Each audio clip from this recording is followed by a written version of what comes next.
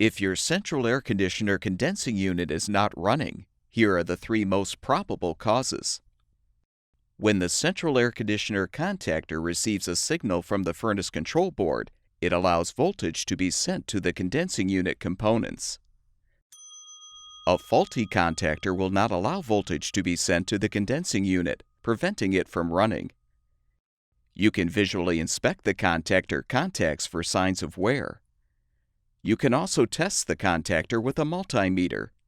Use the probes of the multimeter to touch the incoming contacts to confirm the contactor is receiving 240 volts.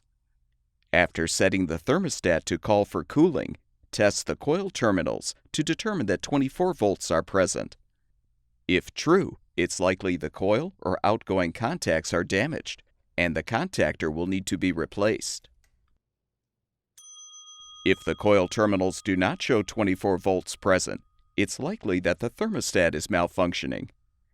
Set the thermostat for cooling and wait for the contacts to close. Detach the yellow wire from the thermostat terminal and touch the multimeter probes to the red and yellow terminals to check for continuity. If there's no continuity, the thermostat is malfunctioning. If the incoming contactor contacts do not show 240 volts, there is an incoming power problem. Central air condensing units will have a disconnect box that will allow power to the unit to be shut off outside the home. If your disconnect box has a circuit breaker, check to see if the breaker has tripped.